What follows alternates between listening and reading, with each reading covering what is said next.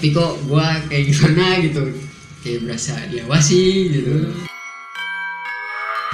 Kalau kata orang sana ya, kalau ketemu gagak ya kita diizinin.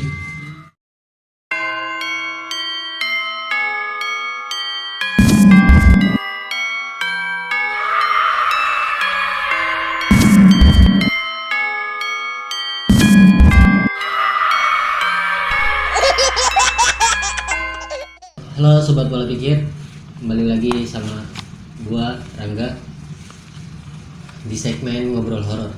Kebetulan kali ini Pola Pikir kedatangan seorang narasumber yang mana beliau ini mau menceritakan kisah atau perjalanannya ketika mendaki Gunung Lawu, yang mana dalam perjalanan tersebut yang bersangkutan mendapatkan banyak gangguan atau mistis yang ada di tempat tersebut. Oke, langsung saja kita ke narasumber kita, Bang Boy. Ya Bang Boy. Ya, Gimana kabar Bang Boy? alhamdulillah sehat. Oke Bang Boy. Lo bisa jelasin sedikit kisi-kisinya mungkin buat teman-teman Pola Pikir? Oke, untuk perjalanan Gunung Lawu itu gua mulai dari tanggal 1 Desember 2020 tahun lalu ya. Itu gua berangkat dari Jakarta. Dua orang masuk ke terminal. Situ kita nunggu bis lumayan lama, soalnya karena mungkin kendala macet kali. Iya. Nah, di situ kebetulan kita nunggu bis dan ketemu teman yang dari Depok, 3 orang. Jadi kita total 5 dari Jakarta. Dan kebetulan juga ada teman dari Semarang 3 orang. Jadi total jadi 8. Nah, 3 orang itu dari Depok, dia ngikut gua bareng katanya. Dia juga pengen ke laut dan baru pertama kali juga katanya ke laut. Jadi lu nih sempat janjian dulu lah ya sebelum berangkat tuh. Gua janjian sama orang Semarang. Oh, janjian sama orang Semarang. Iya, jadi orang Depok itu kita ketemu di terminal.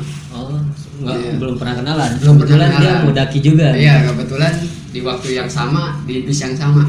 Iya. Dari situ kita mulai perjalanannya. Itu nunggu bis lumayan lama, hampir 3 jam. Kita berangkat dari terminal itu jam 10 malam jadinya. Jam 10 malam. Kita mulai ya kayak biasalah perjalanan bis jauh. Terus kita hampir 12 jam ya. Jadi jurusan Solo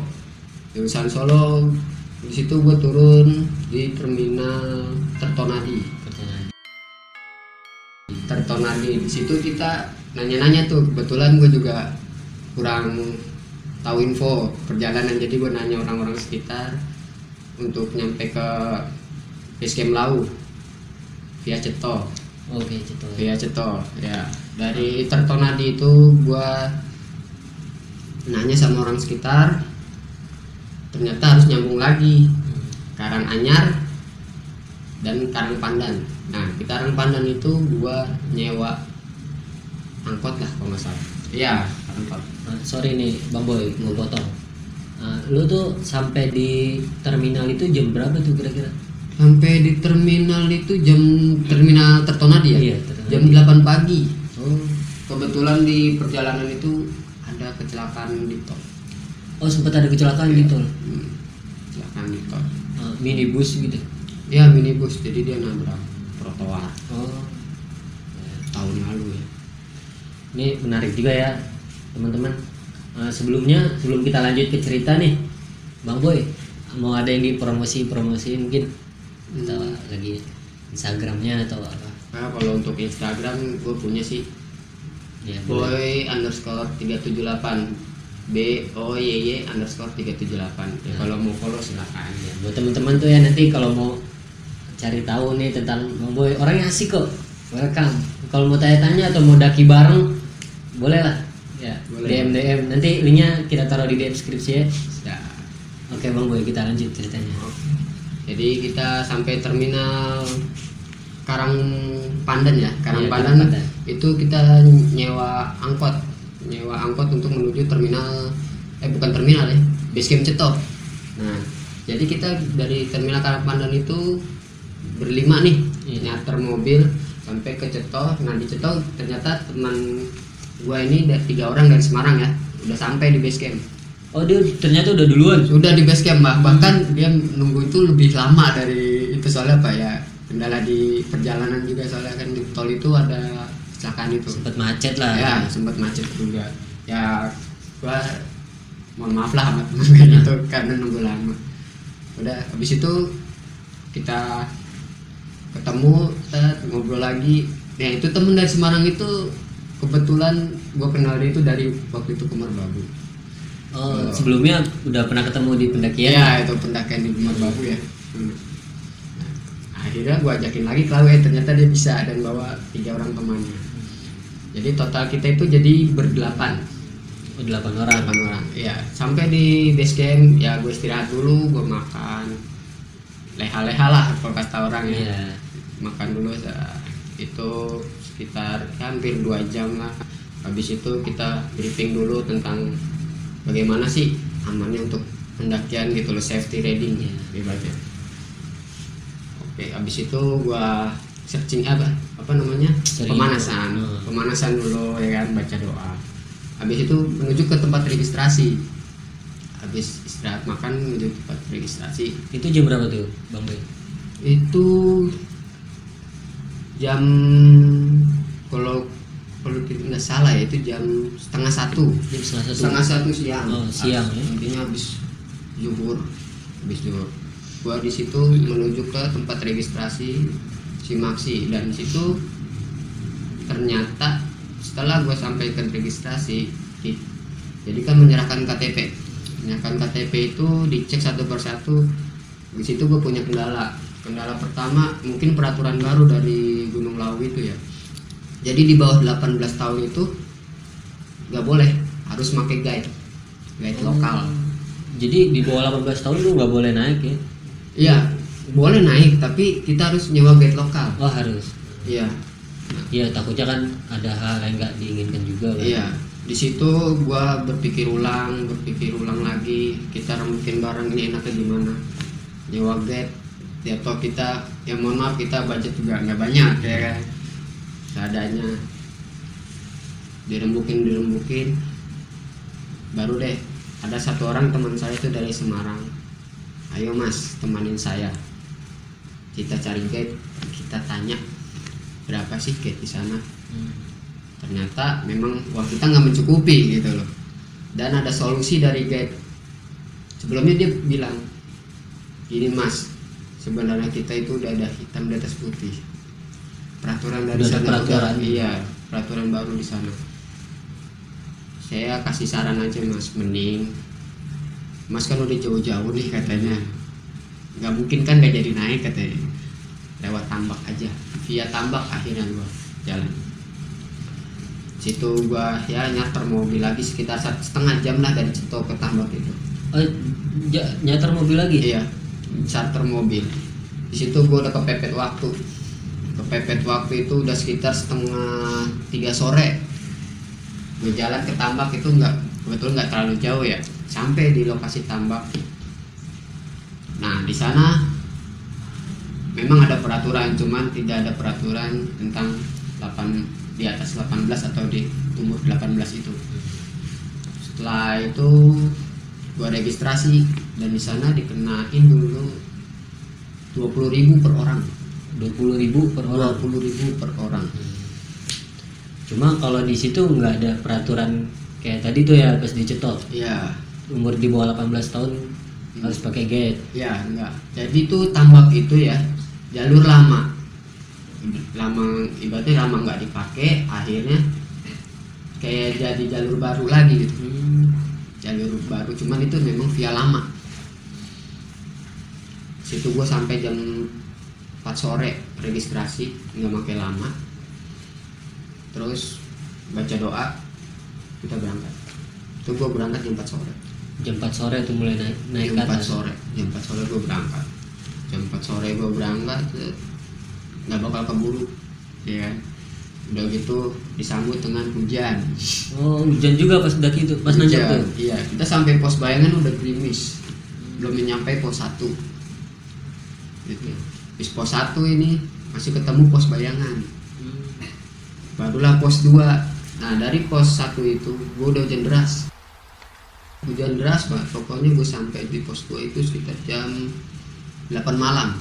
8 malam. 8 malam dan situ gue akhirnya ya udah gue putusin buat ya udah kita di sini aja. Tapi kata teman gue di sini nggak ada tempat. Ya udah kita gunain shelter aja, tapi jangan duduk tenda. Gue bilang gitu. Kita tutup aja pakai plastik. Nanti kalau umpamanya ada orang yang mau singgah atau ada pendaki lain yang kepepet kayak kita ini nih, suruh gabung gitu. Jadi kita ya ibaratnya nggak merugikan lah gitu loh. Sebab shelter itu kan untuk umum. Iya. Gitu. Ya udah akhirnya gue di pos 2 nenda tuh, makan, istirahat juga gitu. Ya mau gimana lagi ya, namanya kepepet gitu. Iya. Kepentok malam udah gitu, memang gua baru lewat situ hujan deras ya. Emang benar-benar perjuangannya. Iya, memang benar-benar pada kecapean, nggak ada tempat malah berisiko gitu. Ya kalau untuk kalian ya saya mohon maaf kalau menggunakan shelter, tapi kan saya nggak mendirikan tenda. Di situ juga nggak tahu ya itu shelternya masih dipakai atau enggak. Iya, di situ sebab ya memang cuman kayu sama apa namanya atap. Cuma itu. Situ udah kita ganti baju, kita ada yang ganti baju, ada yang masak, ada yang beres-beres buat apa namanya buat tidur. Tapi kita di situ makan dulu. Situ udah ketemu malam ya, kita tidur jam berapa ya, jam 11 nih, jam 11 malam kita usahain tidur karena apa, perjalanan masih jauh, kita masih di pos 2 tuh. Lumayan juga itu ya Bang. Wah lumayan, treknya juga ya boleh dicoba lah kalau nggak tambah. Nggak tambah. Terus di pos 2 itu ya gue jujur, gue kalau di gunung itu kalau malam suka gimana ya, suka menyendiri lah gitu loh, meskipun hujan, yang lain pada tidur, gue itu ya merokok, ngopi gitu. Jarang-jarang soalnya di kota ya Bang. Jarang, pagi udara dingin loh. Iya, pagi udara dingin. Kayaknya menikmati banget ya. Iya. Tapi kok gue kayak gimana gitu, kayak berasa diawasi gitu. Jadi pas di pos 2 itu serasa ada yang ngawasin. Ya seperti itulah. Iya. Tapi tetap silent aja gitu. Sebab yang lain pada tidur, ya gua di situ mohon maaf nggak ganggu, minjem tempat untuk istirahat. Intinya sih di situ. Karena kepepet juga Bang ya. Iya kepepet, memang kepepet. Kondisi juga hujan gede kan? Hujan deras banget. Di situ hujan aja kelar jam 3 pagi. Jam 3 pagi. Iya, demi keselamatan teman-teman juga kan? Demi keselamatan semua lah. Dan akhirnya ya gue istirahat lah. Tapi tetap gue bangun lebih awal. Ya, gue bangunin mereka, tapi gue ya sambil masak dulu. Jadi mereka bangun, gue masak, tinggal makan. Nah, kita bagi tugas, gue udah masak, mereka mungkin beres-beres atau gimana ya kan. Kita intinya nggak saling merugikan. Kita tugas semua lah, bekerja sama gitu. Nggak mengandalkan. Nah, setelah udah selesai packing, kita berdoa lagi, kita jalan dari pos 2. Terus di sana ada sumber mata air. Oh, Ada. Pos 3 lewat. Pos 3 lewat dikit, pertengahan pos 4. Di pos 4 ada sumber mata. Ya, ada. Situ jadi dia sumber mata airnya itu kayak toren gitu loh. Kayak toren. Kayak ada pipa gitu. Itu memang sengaja dibuat sama orang base camp. Sama orang base camp untuk mudahin pendaki mungkin ya. Di situ juga di base camp itu gue juga nanya ada sumber air nggak. Tuh kalau nggak ada ya kita bawa berat-berat dari bawah. Gitu. Oh ada mas, nanti di pertengahan pos 4. Maksudnya pertengahan pos 3 mau ke pos 4. Nah, udah. Kebetulan stok air habis, jadi isi situ. Ada kayak macam keran lah gitu. Ada keran juga. Keran, jadi toren keran gitu. Nah istirahat di situ, yang mau minum silakan minum dulu puas-puasin. Nanti kita lanjut lagi. Kita lanjut mencapai pos 4. Kebetulan di pos 4 itu Gua sekitar jam 2 sore. Jam 2 sore. Jam 2 sore. Dari jam Dari jam 8. jam 8. Ya. Ya memang sih treknya ya gitu mantap lah. Gak bisa, harus coba sendiri lah itu. Udah gitu bekas hujan juga semalam kan? Ya, itu licinnya luar biasa. Situ kita udah kehabisan tenaga, stamina, sampailah di pos 4. Kalau kata orang sana ya, kalau ketemu gagak ya kita diizinin. Di situ ada satu kendala, bukan kendala sih namanya. Jadi temen gua itu ada yang udah mulai capek. Langkah kecil itu lebih berarti daripada langkah besar. Udah mulai jatuh-jatuh, gua nungguin. Dia tanya, kira-kira masih kuat nggak mas? Gimana? Aku bisa, tapi pelan-pelan ya.